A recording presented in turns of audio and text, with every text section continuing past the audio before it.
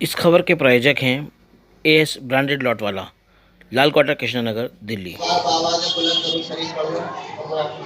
बनाऊंगा अपने नफ्स सरकश को अब तो यार अब गुलाम तेरा, मैं छोड़ कर कारोबार सारे करूंगा हर वक्त काम तेरा, किया करूंगा बस अब इलाही मैं जिक्र सुबह और शाम तेरा, बसाऊंगा दिल में याद तेरी, रटूंगा हर वक्त नाम तेरा। हमारे बीच में हमारे मेहमान खास हाल एमएलए सेलमपुर साहब जो साबिक एमएलए हैं तशरीफ फरमा हैं और प्रोग्राम की सदारत कर रहे डॉक्टर सैयद अहमद खान साहब जो उर्दू जबान और यूनानी पैथी को फरोग देने के लिए मुसलसल अपनी काविशें जारी रखे हुए हैं। थोड़ा सा नीचे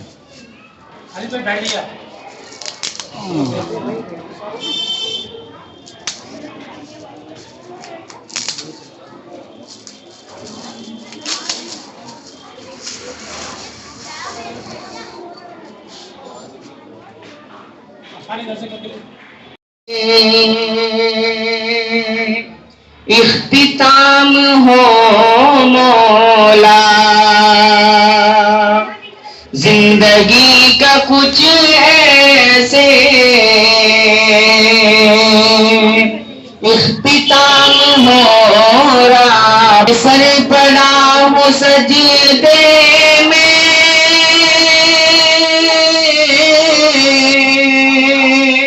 के सर पड़ा हो सजदे दम निकल जाए। काम करते रहते हैं और ये उन दोनों के लिए काम कर रहे हैं जिनको लोग अहमियत नहीं दे रहे।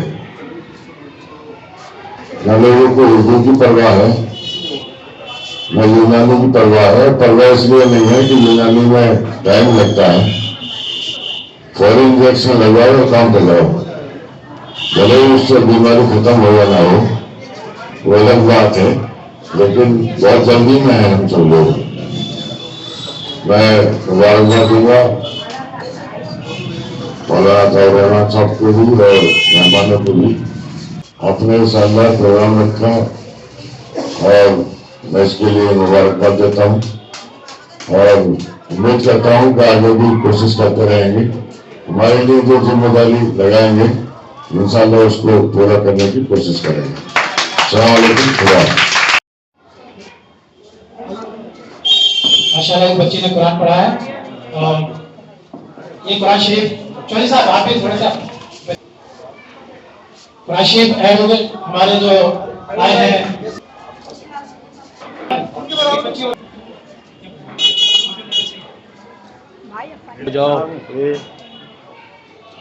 आगे खाली थी, एक भर्ती उनकी हो चुकी है, ये एक खुशाइन कदम है और दूसरी भर्ती शायद चल रही है, ये भी बहुत बड़ी बात है। मतलब अगर हम कुछ ना कुछ करते रहें तो हमें उसकी कामयाबी उसमें जरूर मिलती है। शागिर्दी में ये सारे काम करते हैं, हमारी बहुत बड़ी खुशनसीबी है कि इन्हें सही साथ जो है उर्दू डेवलपमेंट के लिए इतना सारा काम और जितनी माशाल्लाह उनके साथ जितने भी लोग जुड़े हुए हैं वो बहुत आगे बढ़ते जा रहे हैं। और मेरा सिर्फ यही एक मानना है कि देखिए सबसे बड़ी चीज़ होती है बेस, और बेस किसी भी चीज़ में हो, चाहे वो बच्चों घर में है या बाहर है, एजुकेशन में है। अगर आपकी बेस सही है तो आप इंशाल्लाह आगे बहुत तरक्की करेंगे। तो मेरा मकसद सिर्फ यही है उन पेरेंट्स से भी कि आप अपने बच्चों को घर से ही उर्दू की तालीम दें, क्योंकि आज का टाइम ये है कि स्कूल में आपको उर्दू की इतनी अच्छी पढ़ाई नहीं होती है। हर स्कूल की बात नहीं होती मगर कुछ स्कूल ऐसे हैं। दूसरी चीज़ ये है कि आप जब भी बच्चों को कुरान शरीफ पढ़ाएं तो तर्जुमे के साथ पढ़ाएं। अगर बच्चा तर्जुमे के साथ पढ़ेगा कुरान शरीफ तो उसको ऑटोमेटिक उर्दू बहुत अच्छी आ जाएगी। दिमागी खिलवा देंगे कोई देखिए आप नोहानी साहब क्या रहा है? कौन सा फिल्टर है कि भगवान सिखा रहे हैं, ट्रेन कर रहे हैं। अलैहि रहमा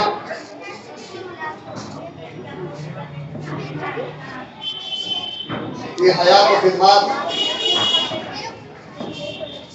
उनकी आदमी खिदमत अलग से खास तौर से हम सब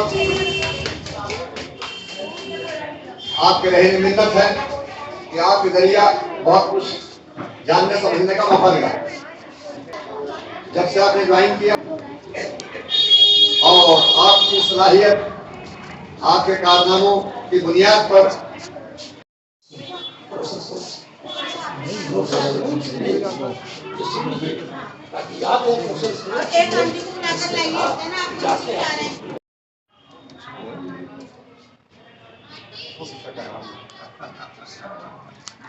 आपको पेश कर दी मोहम्मद उर्दू डेवलपमेंट ऑर्गेनाइजेशन के हाजी शमीम साहब तशरीफ, माशाल्लाह बहुत मेहनती आदमी है।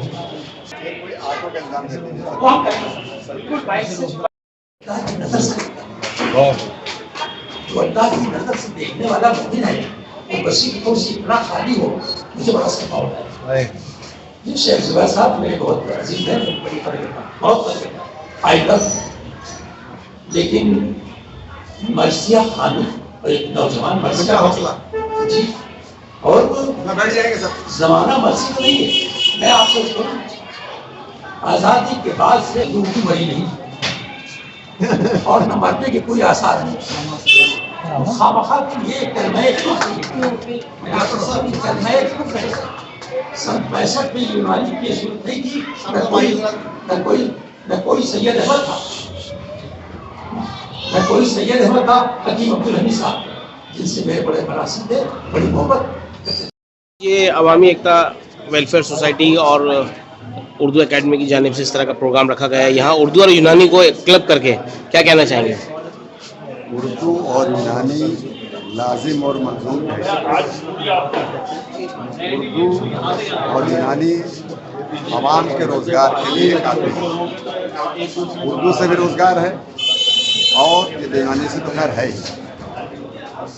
ये वक्त की बहुत ज़रूरत है, हर वो चीज़ जो आवाम के लिए फ़ायदेमंद हो उसको जो है बाकी रखना, उसकी तरक्की करना, सर्विस तरक्की के लिए काम करना और उसके इरशाद का हिस्सा बनना, ये सब हमारे लिए बहुत ज़रूरी है और इसका हम मुझे खान रिजवान कहते हैं।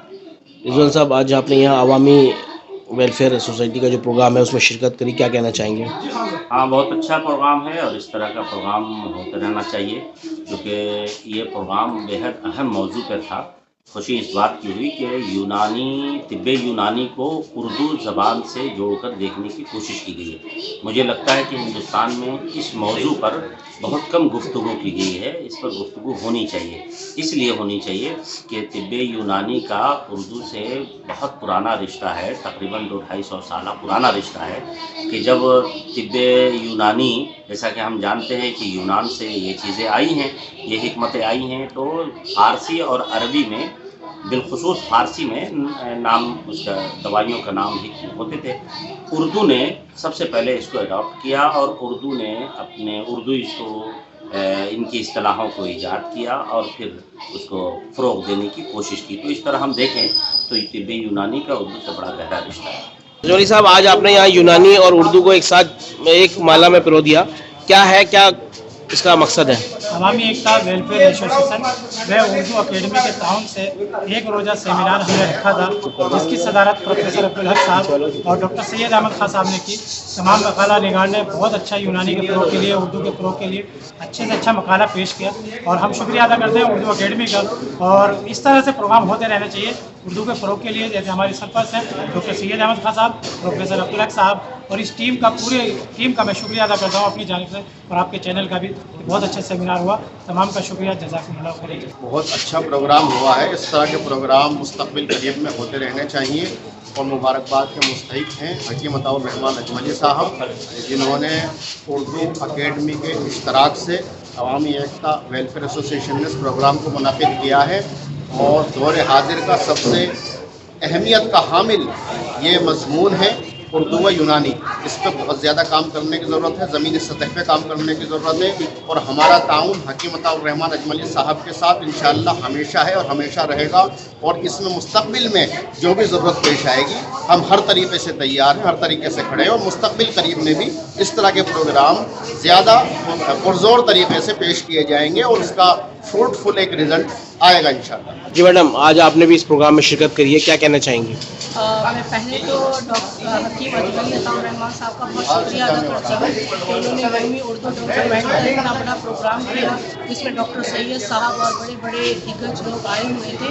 और मैं यही चाहूँगी कि जितना हो सके हमें अपने बच्चों को उर्दू की जो वो है नॉलेज और उर्दू पढ़ाना, सिखाना, बोलना, लिखना सारा पुरज़ोर बहुत मेहनत करनी चाहिए। और मेरी यही कोशिश है जब तक आप अपने घर से बच्चों को नहीं सिखाएंगे बाहर बच्चे नहीं करेंगे, क्योंकि आजकल का माहौल बहुत चेंज हो चुका है, क्योंकि मोबाइल्स और बहुत सारी ऐसी चीज़ें आ चुकी हैं कि बच्चों का इंटरेस्ट जो है उर्दू ही नहीं और लैंग्वेज से भी सब कुछ हट चुका है। तो मेरा सिर्फ यही मकसद है कि मेरे उन माँ बाप जो भी हैं, मतलब जो पेरेंट्स हैं, मेरा ये है उनसे गुजारिश कि प्लीज़ आप बच्चों को घर में ही दीनी भी तालीम दें और उर्दू की भी तालीम दें। उनको घर पे एक मौलाना रखें, कोई भी ट्यूटर है, उनको उर्दू का इमला और ये सारी चीज़ें लिखवाएं। और माशाल्लाह आज का फंक्शन बहुत अच्छा रहा है। और मैं फिर हकीम अताउर रहमान साहब का जो हमेशा कुछ ना कुछ प्रोग्राम करते रहते हैं, कभी किसी डेवलपमेंट के, कभी यूनानी के, कहीं ना कहीं उस सब में हम सबको इकट्ठा करते हैं, ये उनकी बहुत बड़ी बात है और मैं उनका बहुत शुक्रिया अदा करती हूँ। डॉक्टर अल्ताफ़ अहमद आज अवामी एकता वेलफेयर सोसाइटी और दिल्ली उर्दू यूनिवर्सिटी की तरफ से आज बहुत ही अच्छा एक सेमिनार रखा गया जिसका उन्वान उर्दू एंड यूनानी है। उर्दू और यूनानी का ये उन्वान जो है बहुत ही शानदार उन्वान रखा गया आज के हालात के लिए। हम लोगों के लिए अगर हमको यूनानी समझना है तो हमको उर्दू समझना बहुत ही ज़रूरी है। अगर हमको इस्लाम समझना है तो हमारे लिए उर्दू का जानना बहुत ही ज़रूरी है। अगर हमको इस्लाम को जानना है तो हमारे को उर्दू का जानना बहुत ज़रूरी है। अगर हमको कुरान शरीफ को समझना है अच्छी तरीके से कि उसका मायने क्या है तो उसके लिए उर्दू का समझना, उर्दू का आना बहुत ज़रूरी है। इस लिहाज से उर्दू को सीखना आज हम लोगों की ज़रूरत है। और आज के ज़माने में हम लोग मॉडर्नाइज की तरफ ज़्यादा आगे बढ़ रहे हैं। हमारे बच्चे, हमारा समाज, हमारे मुसलमान के लोग उर्दू को उतनी ज़्यादा अहमियत नहीं दे रहे हैं, समझ नहीं रहे, जो हम लोगों की बहुत बड़ी गलती है।